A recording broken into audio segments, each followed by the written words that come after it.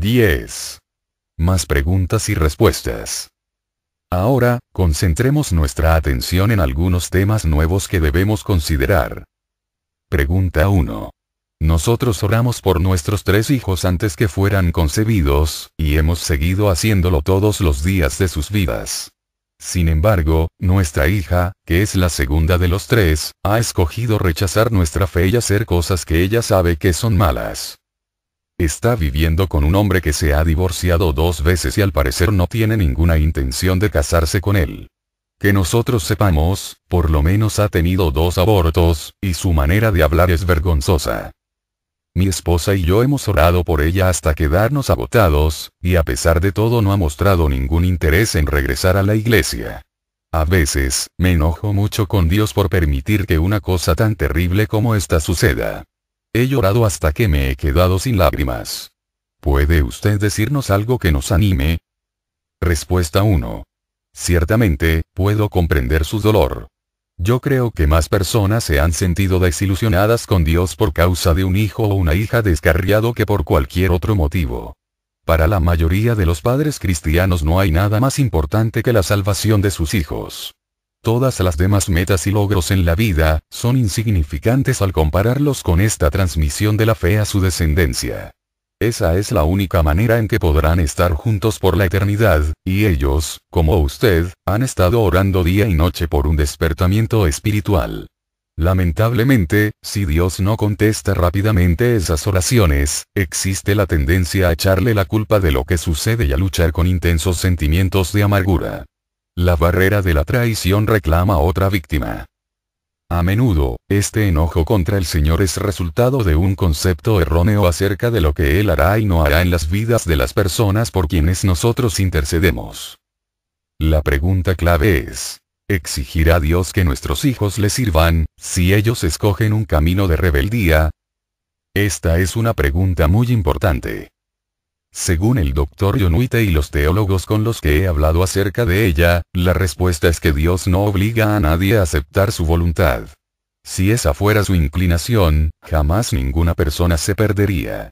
En 2 de Pedro 3, 9, dice: El Señor es paciente para con nosotros, no queriendo que ninguno perezca, sino que todos procedan al arrepentimiento. Para obtener esta gran salvación, hay una condición. La persona debe extender la mano y tomarla. Él o ella debe arrepentirse de sus pecados y creer en el Señor Jesucristo.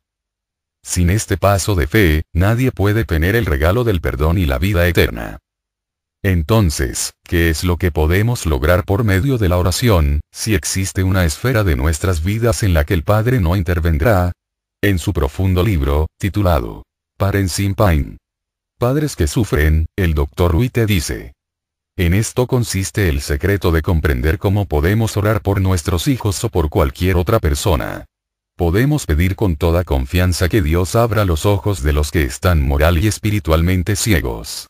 Podemos pedir que los engaños de sí mismos, detrás de los cuales se esconden los pecadores, puedan ser reducidos a cenizas por el intenso fuego de la verdad. Que las oscuras cavernas sean hechas pedazos para que entre la luz. Que los disfraces puedan ser quitados de encima de un hombre o de una mujer para revelar su desnudez ante la santa luz de Dios. Sobre todo, debemos pedir que la gloria de Dios en la faz de Jesucristo, resplandezca en medio de la ceguera espiritual causada por el Dios de este siglo, 2 Corintios 4, 4. Todo esto lo podemos pedir con toda seguridad de que no solo nos oirá, sino que se deleitará en contestarnos. Pero no podemos pedirle a Dios que obligue a un hombre, una mujer, o un niño a amarle y confiar en él. Pedirle que les libre de una tentación irresistible. Que les dé toda oportunidad de arrepentirse. Que les revele su hermosura, su ternura y su perdón. Sí, y 1000 veces sí. Pero pedirle que fuerce a un hombre, en contra de su voluntad, a arrodillarse delante de él. No en esta vida. Y que fuerce a alguien a confiar en él. Jamás. En otras palabras, el Señor no salvará a una persona en contra de su voluntad, pero Él tiene miles de maneras de moverle a estar más dispuesto a hacerlo. Nuestras oraciones liberan el poder de Dios en la vida de otro individuo. Se nos ha concedido el privilegio de interceder en oración a favor de nuestros seres queridos, y de llevar sus nombres y sus rostros ante la presencia de Dios. Como respuesta, él hará que todas las elecciones de suma importancia sean más claras que el agua para esa persona, y traerá influencias positivas a su vida para aumentar al máximo las probabilidades de que haga lo que debe hacer. Más allá de eso, Dios no irá. Es verdad que al hablar de esto nos hemos metido en aguas teológicas profundas. ¿Quién sabe exactamente cómo responde Dios a la oración intercesora, y cómo trata Él con un corazón rebelde? ¿Cómo puedo explicar las oraciones de mi bisabuelo, por parte de mi madre, quien murió el año antes de yo nacer? Este maravilloso hombre de Dios, G.W. Kluskey, se encargó de orar específicamente por el bienestar espiritual de su familia, todos los días durante la hora de 11 a 12 de la mañana. Le pedía al Señor no solo por aquellos seres queridos que vivían en ese tiempo, sino también por las generaciones que aún no habían nacido. Este buen hombre le hablaba a Dios acerca de mí, aún antes que yo fuera concebido. Cuando se acercaba al final de su vida, mi bisabuelo hizo un anuncio sorprendente. Dijo que Dios le había prometido que todos los miembros de 4 generaciones, tanto de los que ya vivían como de los que aún no habían nacido, serían creyentes. Bueno, yo represento a la 4ª generación después de la de él, y todo ha resultado ser más interesante, de lo que tal vez él se imaginó. El matrimonio McCluskey tuvo 2 hijas, una de ellas fue mi abuela y la otra fue mi tía abuela. Ambas crecieron dentro de la denominación de sus padres y se casaron con ministros de la misma. Entre estas mujeres tuvieron 5 hijas y un hijo. Una de las hijas fue mi madre. Las 5 muchachas se casaron con ministros de la denominación de su abuelo, y el muchacho llegó a ser ministro. Así llegó mi generación. Mi primo H.B. London y yo fuimos los primeros en graduarnos de la universidad. Y vivimos juntos durante el tiempo de nuestros estudios universitarios. Cuando comenzó nuestro segundo año de estar en la universidad, él anunció que Dios le estaba llamando a predicar. Y puedo asegurarle a usted que yo empecé a ponerme muy nervioso acerca de esa tradición familiar. Nunca sentí que Dios me estaba pidiendo que fuera un ministro, así que estudié en la escuela para graduados y me hice psicólogo y, sin embargo, he pasado mi vida profesional hablando, enseñando y escribiendo acerca de la importancia de mi fe en Jesucristo. A veces, mientras estoy sentado en una plataforma esperando para hablar en una iglesia llena de cristianos, me pregunto si mi bisabuelo estará sonriéndome desde algún lugar. Sus oraciones han sido contestadas a través de 4 generaciones, para influir en lo que yo estoy haciendo hoy con mi vida. ¿Qué nos dice esto acerca del libre albedrío y el derecho a escoger? No tengo la menor idea. Solo sé que Dios honra las oraciones de sus fieles seguidores, y nosotros deberíamos permanecer postrados ante Él en oración hasta que a cada uno de nuestros hijos se le haya dado toda oportunidad de arrepentirse. Sin embargo, debemos recordar que Dios no va a imponer su voluntad sobre la de ninguna persona. Él trata a todos respetuosamente, y busca traerles a Él. Por lo tanto, es un error que le echemos la culpa a Dios si ese proceso tarda años en cumplirse, o incluso si jamás llega a ocurrir. Ese es el precio de la libertad. Pregunta 2.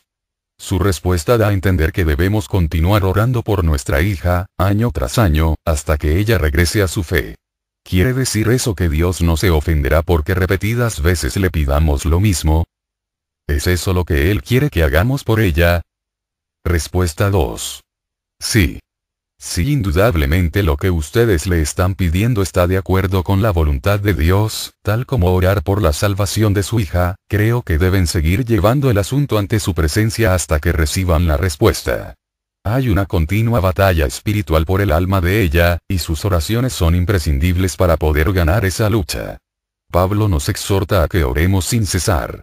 1 Tesalonicenses 5:17. ¿No es eso lo que Jesús estaba enseñando en la parábola del juez injusto? Leámosla en el Evangelio de Lucas. También les refirió Jesús una parábola sobre la necesidad de orar siempre, y no desmayar, diciendo: había en una ciudad un juez, que ni temía a Dios, ni respetaba a hombre. Había también en aquella ciudad una viuda, la cual venía a él, diciendo: hazme justicia de mi adversario. Y él no quiso por algún tiempo. Pero después de esto dijo dentro de sí: Aunque ni temo a Dios, ni tengo respeto a hombre, sin embargo, porque esta viuda me molesta, le haré justicia, no sea que viniendo de continuo, me agote la paciencia. Y dijo el Señor: Oíd lo que dijo el juez injusto. ¿Y acaso Dios no hará justicia a sus escogidos, que claman a él día y noche? ¿Se tardará en responderles? Os digo que pronto les hará justicia. Pero cuando venga el Hijo del Hombre, ¿hallará fe en la tierra? Me gusta mucho este pasaje de la Biblia porque nos dice que Dios no se enoja por nuestra persistencia en la oración. Él nos anima a que no nos demos por vencidos, sino que bombardeemos el cielo con los deseos de nuestros corazones. Eso me alienta lo suficiente como para continuar orando toda la vida. Hace unos momentos relaté la historia acerca de mi bisabuelo por parte de mi madre. Con el permiso de usted, déjeme contar un acontecimiento que ocurrió en la vida de Juanita Dobson, mi abuela por el lado paterno. Ella comprendió lo que significa orar sin cesar, aun cuando había poca evidencia que la animara a hacerlo. Ella era una cristiana totalmente entregada al Señor, que estaba casada con un hombre independiente e incrédulo. Como él era un hombre decente y moral, no veía ninguna necesidad de tener una relación personal con Jesucristo. Ese hecho casi fue la causa de su condenación. A él no le importaba que su esposa fuera a la iglesia e hiciera todas las demás cosas relacionadas con su religión, pero no quería tener nada que ver en ello. Sobre todo, se enojaba si alguien trataba de empujarlo para que se hiciera creyente. Había cerrado la puerta por completo. En vez de insistentemente tratar de incitar a su esposo para que se entregara a Cristo, Juanita comenzó una campaña de oración por él, que continuó durante varias décadas. Durante años, ayunó regularmente por su salvación, a pesar de no ver ninguna evidencia de que Dios estaba oyendo sus oraciones. Todavía el corazón de mi abuelo permanecía duro y frío. Pero cuando tenía 69 años de edad, sufrió una serie de ataques de apoplejía, que lo dejaron parcialmente paralizado. Él había sido un hombre muy fuerte, era un conductor de ferrocarril que medía casi 2 metros de estatura, y que jamás había estado enfermo ni siquiera un día durante su vida. Verse permanentemente incapacitado fue algo que lo hundió en la tristeza.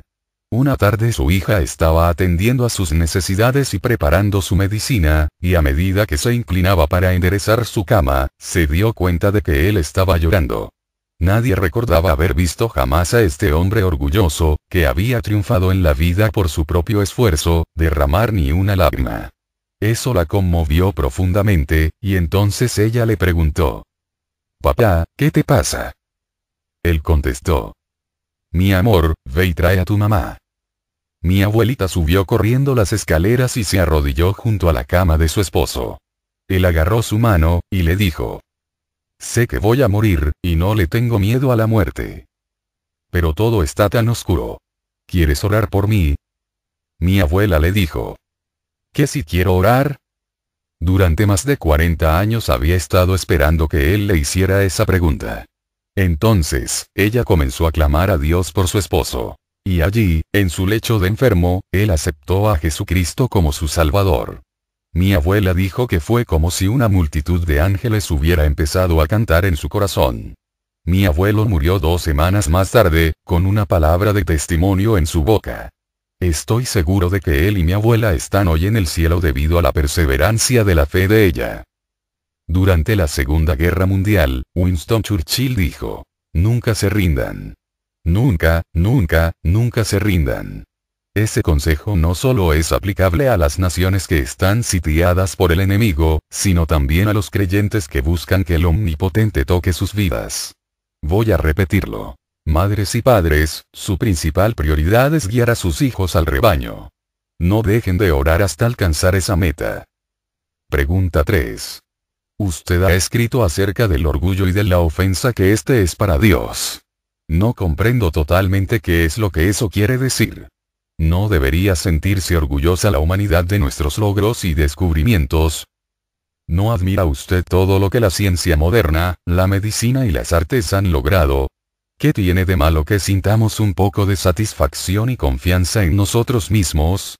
¿Quiere Dios, si es que existe, que nos arrastremos delante de Él como mendigos? Respuesta 3. Cuando era profesor en la Facultad de Medicina de una universidad grande, me quedé maravillado al ver los milagros logrados por medio de las investigaciones científicas.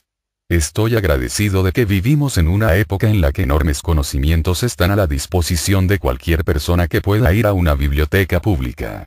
Por seguro, estos son tiempos extraordinarios, y tenemos razones para sentirnos bien acerca de los esfuerzos que se están haciendo para reducir el sufrimiento humano y para que todos podamos llevar una vida mejor. No hay nada en cuanto al progreso, por sí mismo, que sea ofensivo a Dios. Pero existe algo intrínsecamente malo acerca del concepto predominante de que los seres humanos ya no tenemos necesidad de un Dios, que solos podemos arreglárnoslas muy bien. Gracias. Aún más detestable es la filosofía de la nueva era, que les concede a los simples mortales un nivel divino. Sus seguidores adoran la mente humana, como si de alguna manera la pequeña masa gris arrugada que tenemos dentro de la cabeza se hubiera creado a sí misma de la nada. Las reproducciones exactas de Shirley MacLaine proclaman maravillados. Solo utilizamos 5% de nuestros cerebros.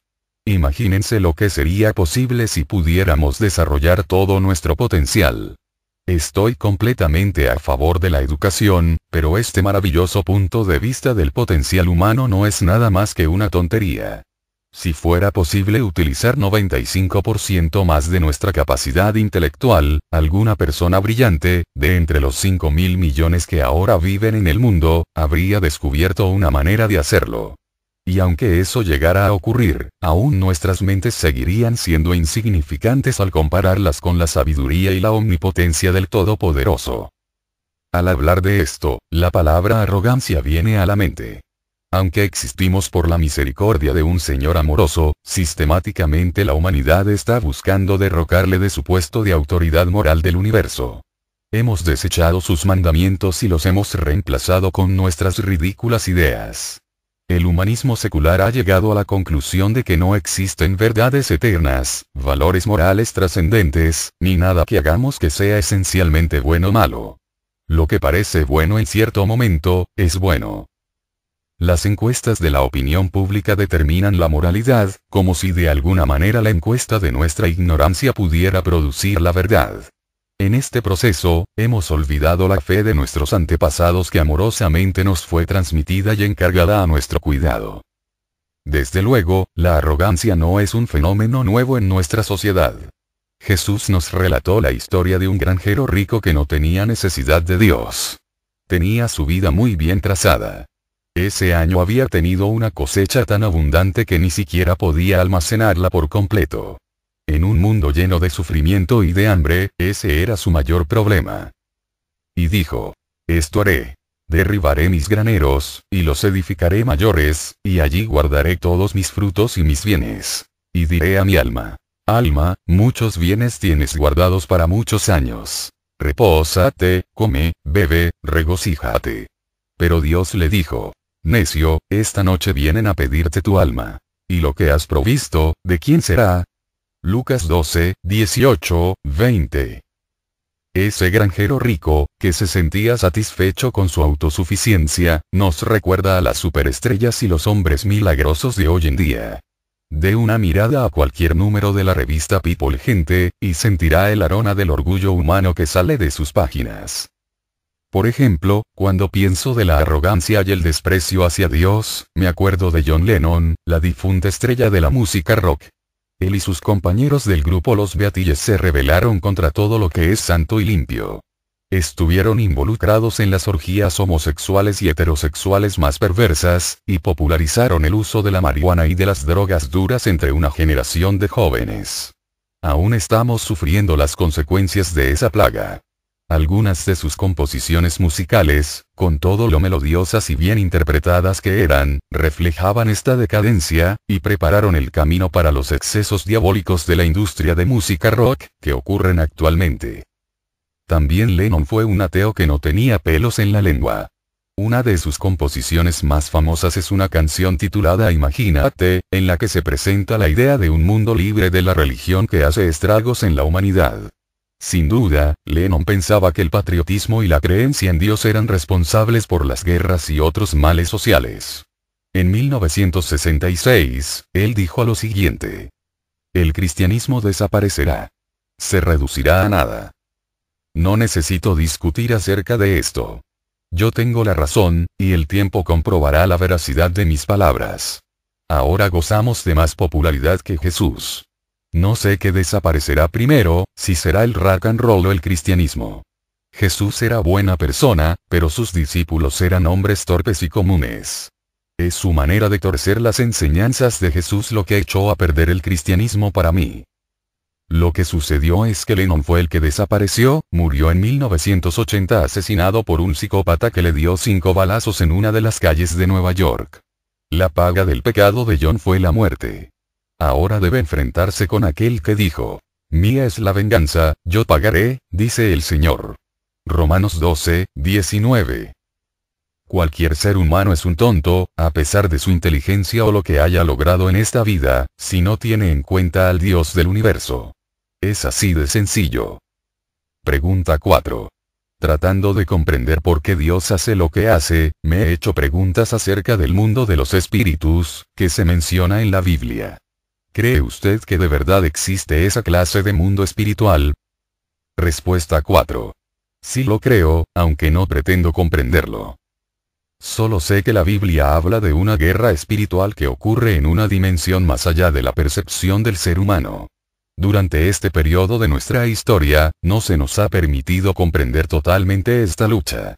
Sin embargo, en la Biblia podemos ver muy claramente tanto su existencia como su importancia.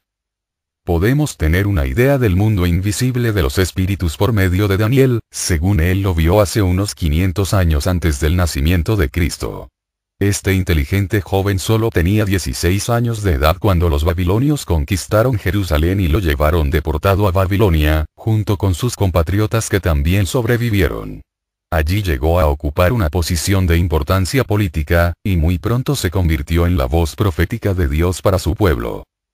Algunos años más tarde, Daniel tuvo una visión aterradora, en la cual le visitó un mensajero celestial.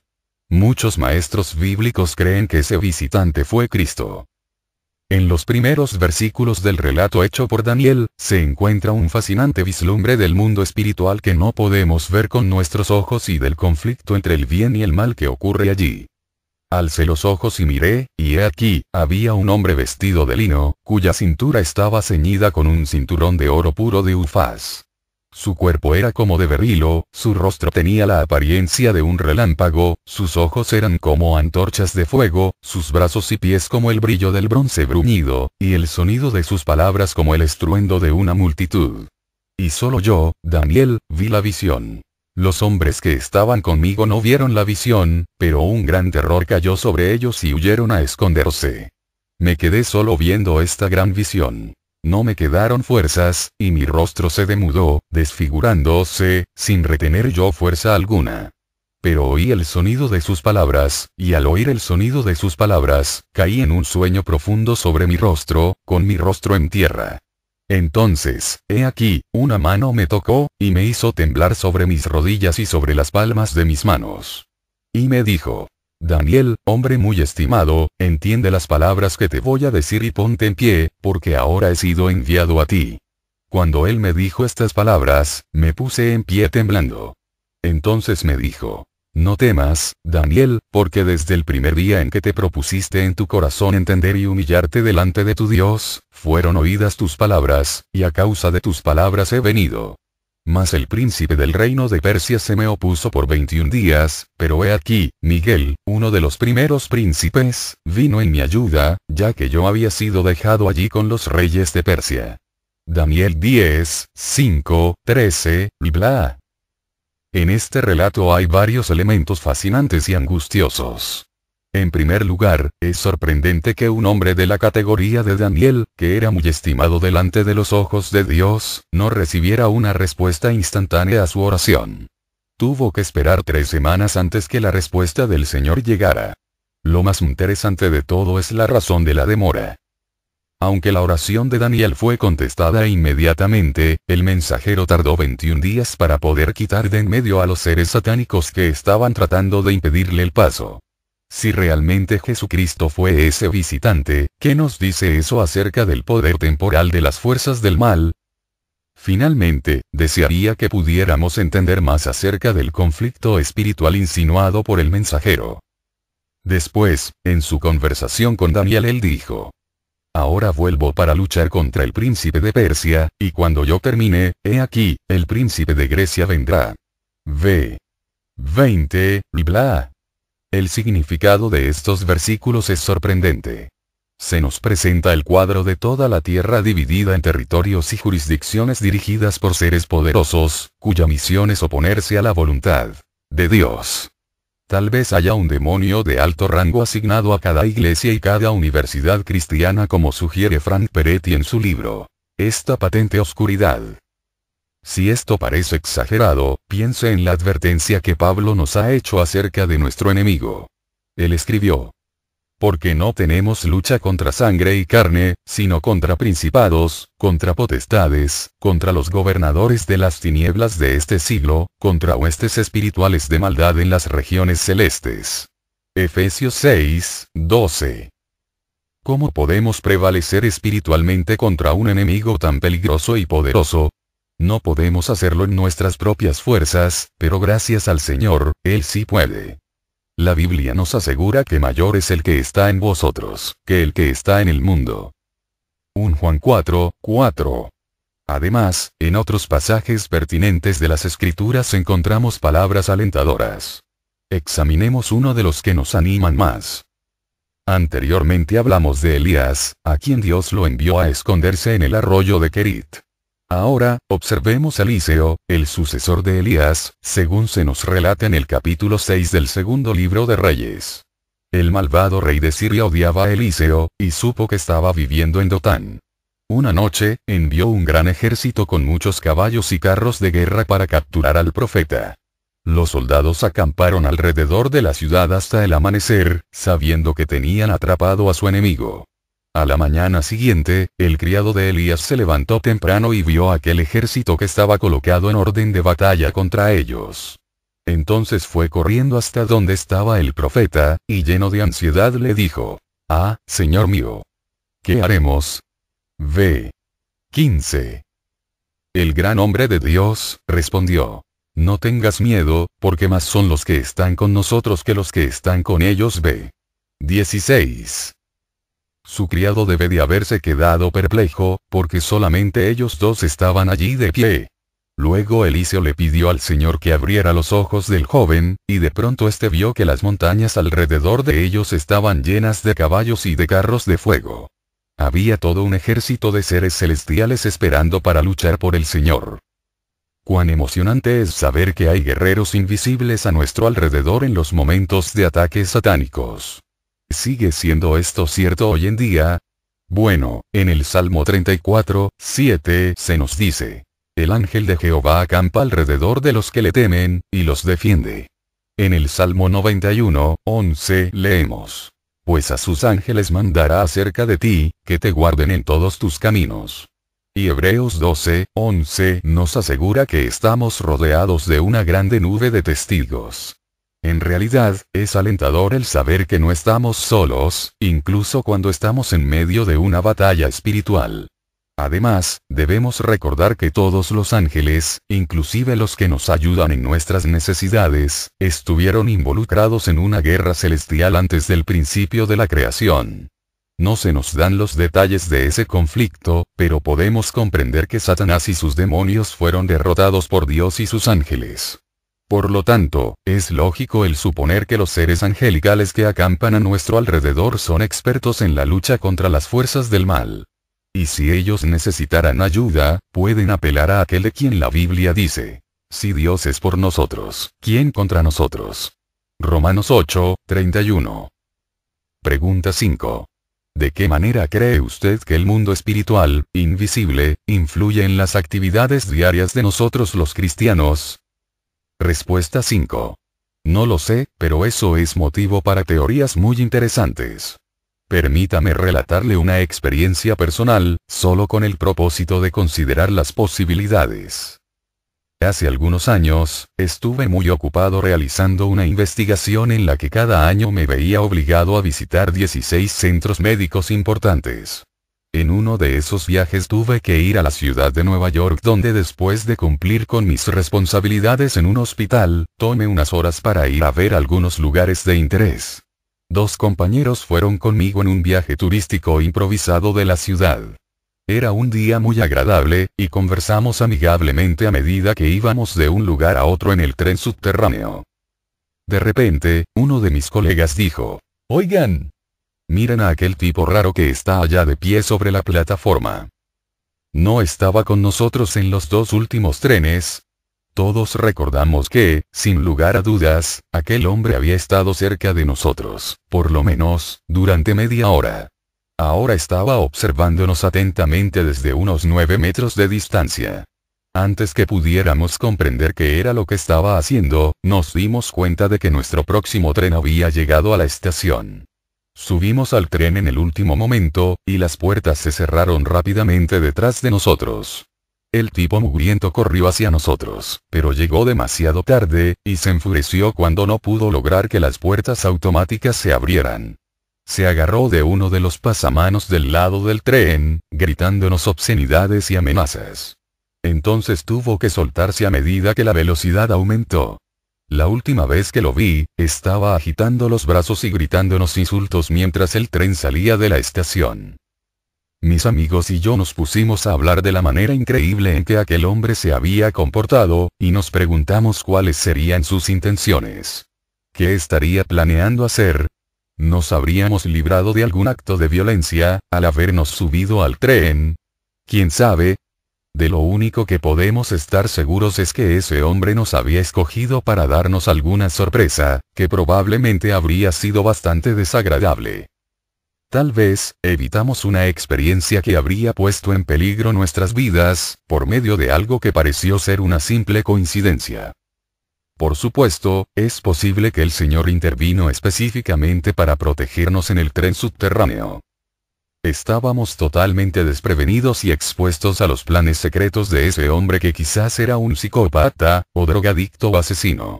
Solo el pensar en lo que pudiera haber ocurrido, nos plantea una importante pregunta. ¿Cuántas veces tal vez hemos sido librados de consecuencias peligrosas, de las cuales jamás nos dimos cuenta? Esta es una idea muy interesante. ¿Quién puede saber cuán a menudo el Señor nos protege o nos guía silenciosamente por un camino más seguro? Hay otras ocasiones en las que casi parece que todo ha sido predeterminado para que tengamos una tragedia.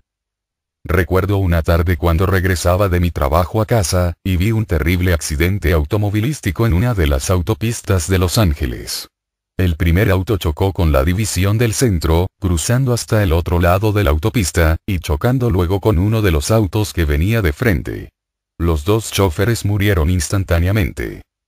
A menudo he pensado en la increíble coordinación que fue necesaria para causar ese accidente. Si los 2 hombres iban a 100 km por hora, se estaban acercando uno al otro a una velocidad combinada de 200 km por hora. Si lo calculamos de otra manera, podemos decir que sus autos estaban aproximándose para encontrarse uno con el otro, a razón de 53,6 metros por segundo. Si el hombre que estaba en el primer auto se hubiera adelantado por una décima de segundo, probablemente el chofer del segundo auto habría pasado el lugar del choque antes del momento en que ocurrió el accidente. Es casi seguro que el auto que venía detrás del segundo chofer habría sido el involucrado en el choque. Cuando pensamos en esto, llegamos a la conclusión de que el cambio más mínimo en lo que cualquiera de los 2 hombres hizo ese día habría servido para salvar la vida del segundo de ellos. De esta manera, podemos ver que la mayoría de los accidentes fatales dependen de una coordinación de solamente una fracción de segundo. Verdaderamente, nuestras vidas están pendientes de un hilo, aun cuando no nos damos cuenta de algún peligro en particular. ¿No parece que es sabio, teniendo en cuenta lo que está en juego, que continuamente oremos por cada día y cada una de nuestras actividades? Santiago habló del carácter incierto de esta vida, cuando dijo: «Y vamos ahora. Los que decís, hoy y mañana iremos a tal ciudad, y estaremos allá un año, y traficaremos, y ganaremos. Cuando no sabéis lo que será mañana. Porque ¿qué es vuestra vida? Ciertamente es neblina que se aparece por un poco de tiempo, y luego se desvanece. En lugar de lo cual deberíais decir: si el Señor quiere, viviremos y haremos esto o aquello. Santiago 4, 13, 15. Lo esencial es que nuestro bienestar, en medio de toda la confusión de la vida, es influenciado por fuerzas que están fuera del alcance de nuestra inteligencia. Estamos atrapados en una lucha entre el bien y el mal, que desempeña un papel importante, aunque indeterminado, en nuestras vidas. Entonces, nuestra tarea no es descifrar exactamente cómo deben encajar en su lugar las piezas del rompecabezas, y cuál es todo su significado, sino permanecer fieles y obedientes al Señor, quien es el único que conoce todos los misterios.